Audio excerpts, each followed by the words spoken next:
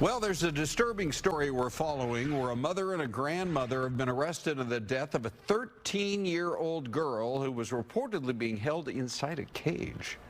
Tempe police say officers went to the home of Virginia Lujan after she reported her 13-year-old granddaughter wasn't breathing. The teen died at the hospital. Doctors say she was covered in bruises and sores, and the grandma claims that the teenage girl fell down the stairs on Sunday night. But detectives served a search warrant and say they found a makeshift cage where the grandmother and the girl's mother, Jamie Hodges, admitted they would occasionally keep her there. Both the mom and the grandma now face felony charges. A mass deportation effort is underway just 2 days after President Trump took office. His new border czar, Tom Homan, announced yesterday that ICE teams have started arresting non-citizens. He says these people are, quote, public safety threats, and in the country illegally, they've been convicted and arrested for serious crimes. Federal immigration authorities will now be permitted to make arrests if they so choose in churches and schools where people here illegally may be trying to take safe harbor. The new administrative directive rolls back a stance from the Biden administration. Fox 10's Lauren Clark joins us now to share how this is garnering both praise and some criticism. Good afternoon, guys. Yeah, a lot of emotions on both sides here. Pro-immigration advocates fear that this could create fears for even legal immigrants to go in places like churches or schools. Meanwhile, the Trump administration stresses that this is specifically directed towards serious criminals, and also say that they trust law enforcement to do the right thing when implementing these new guidelines. The order rescinds the Biden administration's directive for the agency, prohibiting federal immigration authorities from arresting suspected undocumented immigrants in sensitive areas like churches, schools, weddings, or funerals. It's a stance Arizona Democratic State Senator Annalise Ortiz believes is misguided and harmful. This will lead to families being separated. But the Trump administration said the policy is designed to target those with dangerous criminal histories and believes law enforcement will act wisely and professionally with these new guidelines. The Department of Homeland Security described the move in a statement, writing, "This action empowers the brave men and women in CBP and ICE to enforce our immigration laws and catch criminal aliens, including murderers and rapists who have illegally come into our country.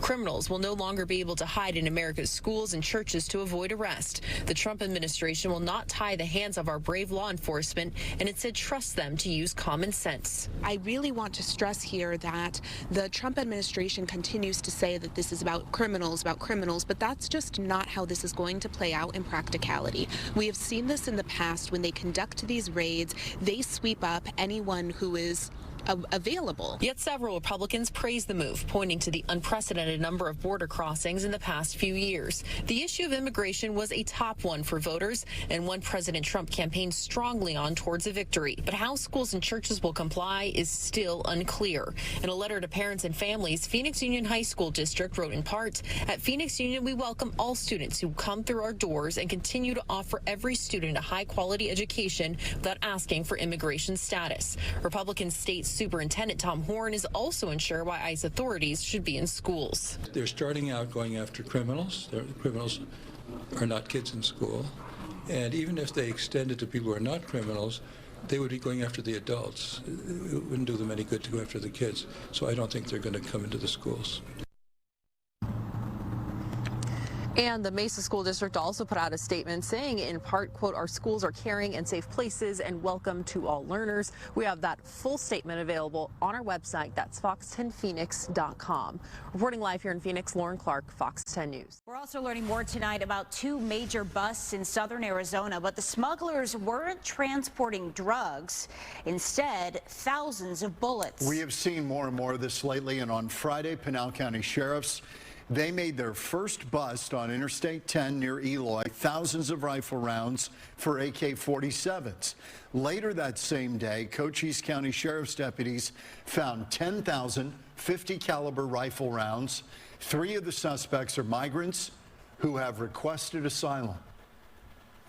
Nearly 30,000 rifle rounds seized in southern Arizona. These people were arrested It took a lot of work. It all started Friday. In the back of a pickup pulled over on I-10 outside of Eloy, they found close to 20,000 rounds of rifle ammo. The same caliber chambered for AK-47 rifles. The bust led to another tip in Cochise County.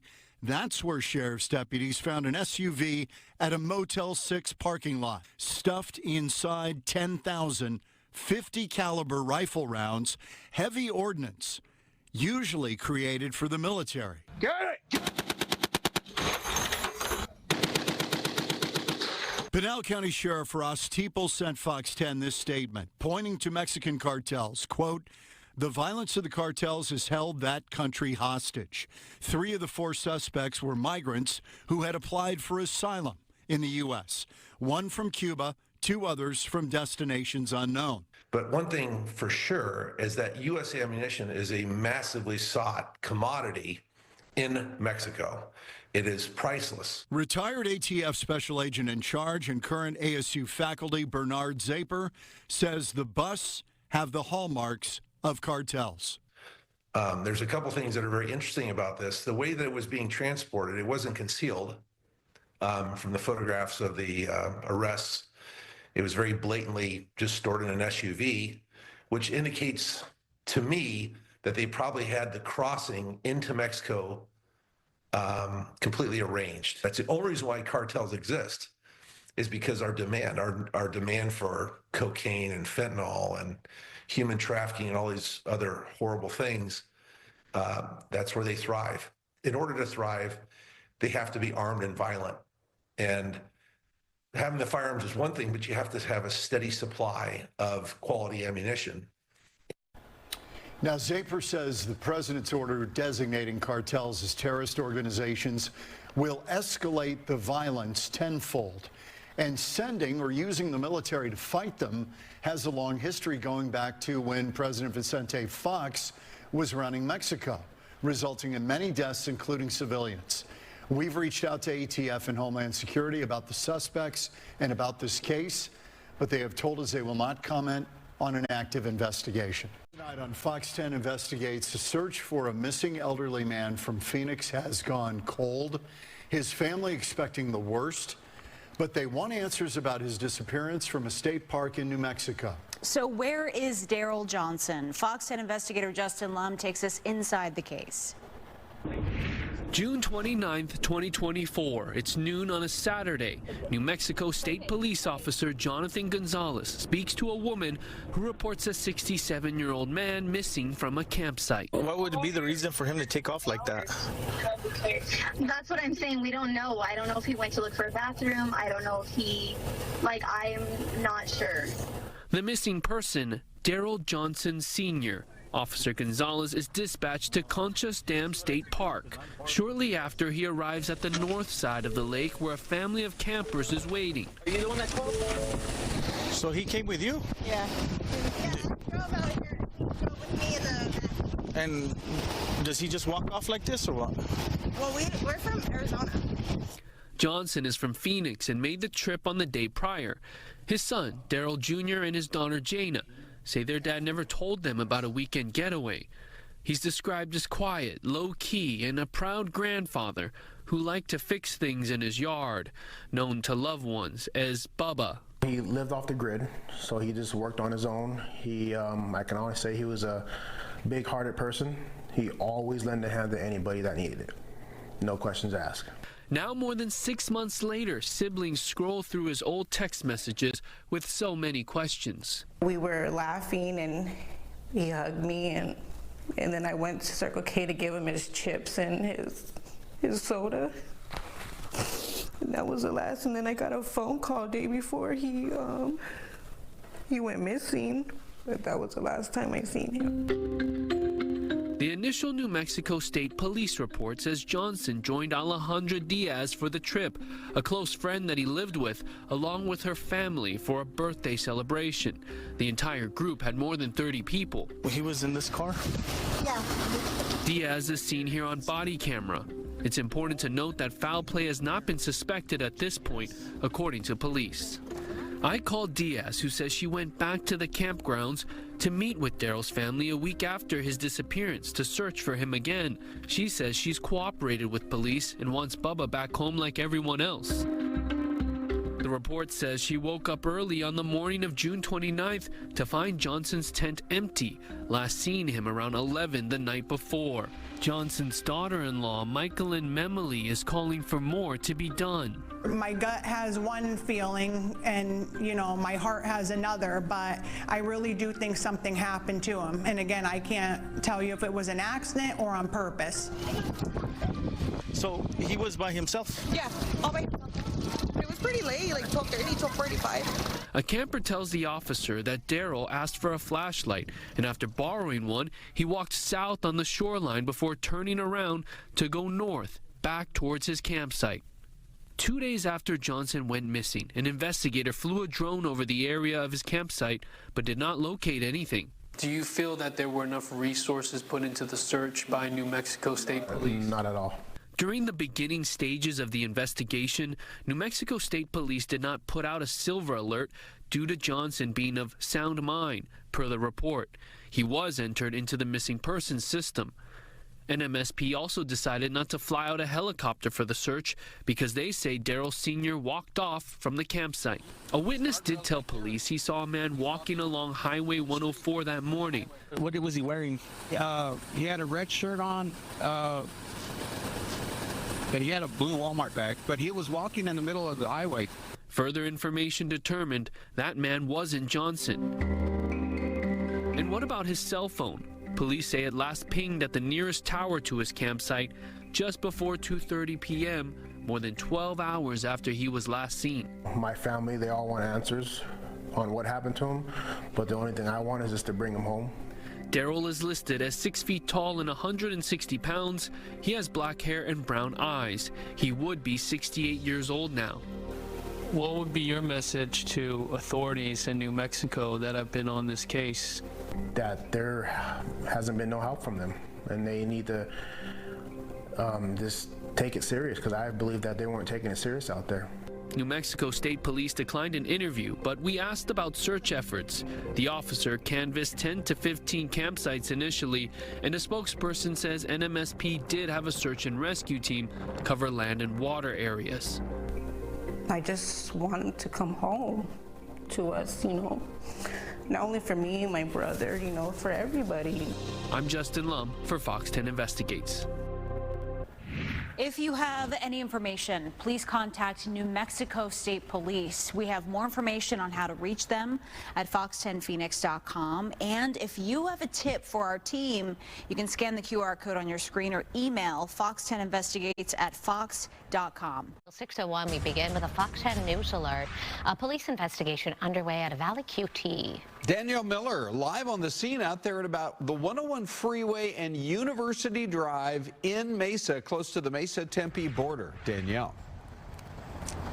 Yeah, good morning. Still an active investigation out here. The medical examiner's office just arrived here on scene. According to the Tempe Police Department, all of this happened just before 3 o'clock this morning. They say that cameras here at the QT showed an adult man. He was here. He was alone. He drove into the parking lot, got out of the car, then collapsed. That man was found a few minutes later by another customer who alerted employees.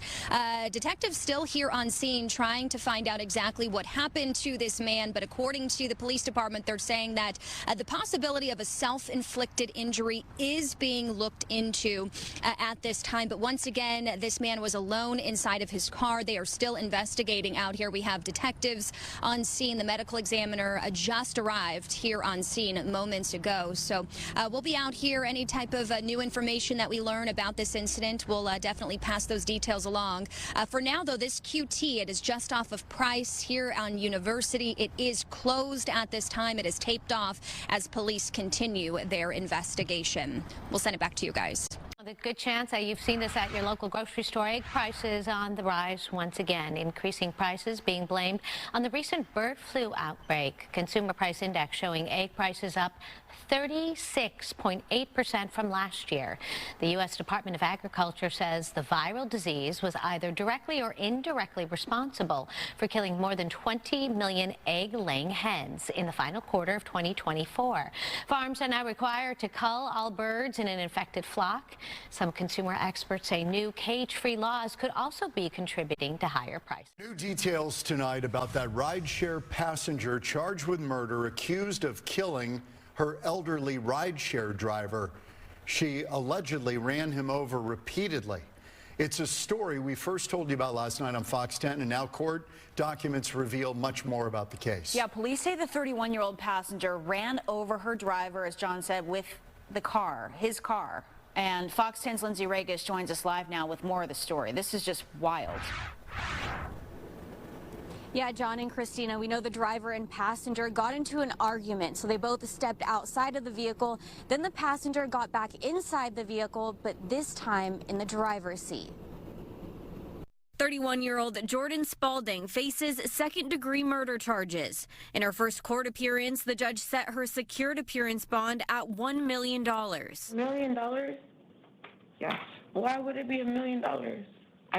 Do you really want to have this conversation right now? Yes, I do. Phoenix police say Tuesday evening, 74-year-old Samuel Webster was giving Spalding a ride. At some point, they both got out of the car near 40th Street and Baseline Road. From there, police say Spalding got into the driver's seat and ran over Webster several times, killing him. I read the probable cause statement, and what I read was very, very terrible, and I feel like you are a danger to the community.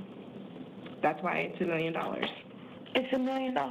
Secured appearance, 10% of $1 million. You feel like I'm a danger to the society? So I'm not going to argue with you. I answered your question. But they did a rape kit on me. According to court documents, Spalding claimed Webster tried to rape her. However, police say there was no evidence of an attack found at the scene. Spalding told investigators she was diagnosed with borderline personality disorder and admitted to using fentanyl. I would caution you to stop talking at this point in time. This is recorded. Anything that you say here can be used against you. Aside from warning Spalding to stop talking, the judge also brought up 2 prior cases, a warrant out of East Mesa Justice Court and a violation of probation. However, Spalding remained fixated on her bond amount. $1 million. That sounds crazy. Yeah, and as Spalding was escorted out, you could hear her repeat over and over, who has $1 million? You could also hear her say she has a job and kids. Now, Veo, the company Webster drove for, says their sympathy goes out to Webster's family and that they are unable to share any information about this case. Reporting live, Lindsay Regis, Fox 10 News. President Trump has now issued several executive orders to crack down on immigration. The orders declaring a state of emergency and sending military troops to the southern border. Well, one city that has been at the center of the immigration debate is Yuma. And Yuma's mayor, joining us live now, Mayor Doug Nichols. Mayor, what's your take on what the president has done so far this week? Well, you know, things are just getting started, so we got to see how things do come together. But there's been a lot of discussion about reassigning National Guard and potentially regular Army to the border. And that'll be a great boost for our Border Patrol agents so that they can get back on the border, and all the non-law enforcement activities can be handled by our military personnel in the short term until we get past this kind of crisis area that we're in right now. You know, one of the aims of the executive order was, of course, to stop some of the folks coming over, not just with the drug cartels, but criminals. How has the issue of immigration affected your community? You know, we're pretty fortunate here in Yuma. Our Border Patrol agents do an amazing job, and they work very, very well with our local law enforcement, our sheriff's department, as well as our local law enforcement at the cities. But it's really about uncertainty. When so many people are coming through, you don't know who's coming through, and you don't know what they're bringing with them and what their history is, their intention is, and that creates a lot of uncertainty. But right now, Yuma continues to be a very safe community and a very progressive community as far as, you know, growing and looking into the future. There's a lot of great things happening in our community right now. You know, we watched, our cameras were there live during the kind of massive influx. We literally watched as Border Patrol was down there on the border open up a big gate, and people were flooding in and apparently using that app, trying to set up appointments, etc. Maybe you could give us a little bit of a kind of a running analysis of what the last, say, year to 2 years have been like when it comes to the border and in your area, and where things stand today. Sure. You know, about 2.5 years ago, we were at our peak. We were about 1,300 to 1,500 people coming across a day, and that's just in the Yuma sector. And so they would come across, and as you mentioned, they'd all come across in one area, not looking to evade. They'd want Border Patrol to take them into custody so they could get into the system and they could be released into the country pending a future date. And that was kind of the problem. That was the attraction. Since then, there's been a lot of policies put in place locally that have kind of changed some of the posture, as well as when President Biden about 6-8 months ago did as an executive order. So we're doing a lot of expedited removal. So that's reduced the numbers quite a bit. We're down to under 100 a day, probably about close to 75 a day, which sounds great in comparison to the 1,300 to 1,500, but it's still 5 to 10 times higher than what we would have normally seen prior to the latest increase. So, you know, things are relatively good right now. Border Patrol is able to keep control over it, but we're still seeing high numbers in other sectors, which means Border Patrol then brings people for processing here in the Yuma area.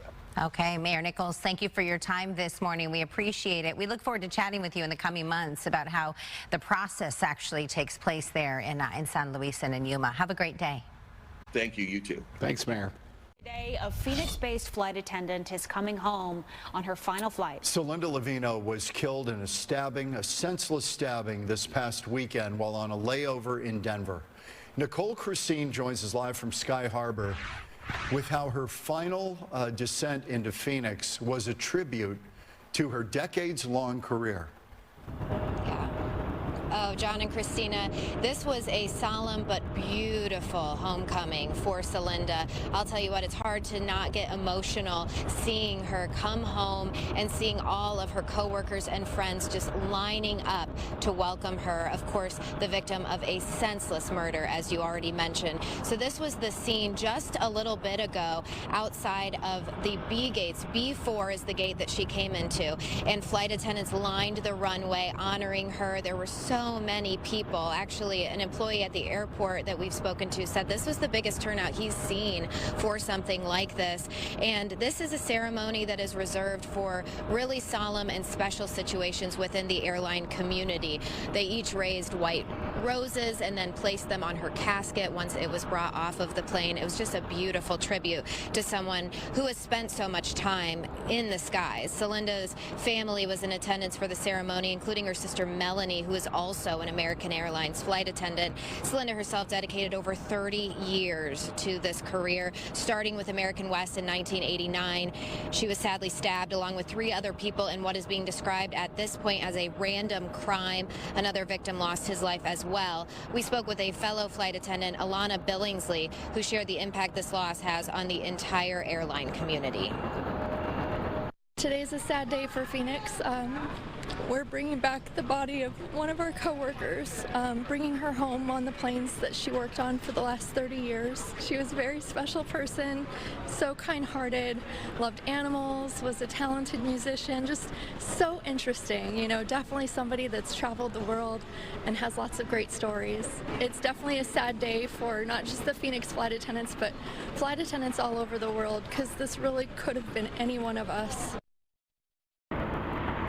And the suspect in this case, 24-year-old Elijah Caudill, is facing several charges, including murder. Detectives, meanwhile, still searching for a potential motive in this senseless act. But today, it was all about Celinda, her time in the skies, and I like to think that the view that she has now is prettier than any she ever saw from an airplane window. Reporting live from Sky Harbor International Airport, Nicole Christine, Fox 10 News.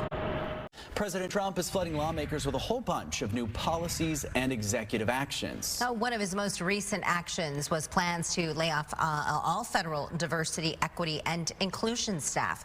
According to a memo put out last night, the Trump administration directing that all federal DEI staff will be put on paid leave.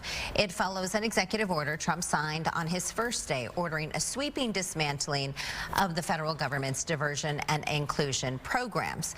It could touch on everything from anti-bias training to funding for minority farmers and homeowners. The memo also set a deadline to release those staff members no later than 5 p.m. today. It also asked federal agencies to submit a written plan for dismissing the employees by January 31st. I read through that memo earlier this morning, and it specifically says he hopes that federal organizations and companies in general will hire people based on their character and whether or not they are ready to take the job over.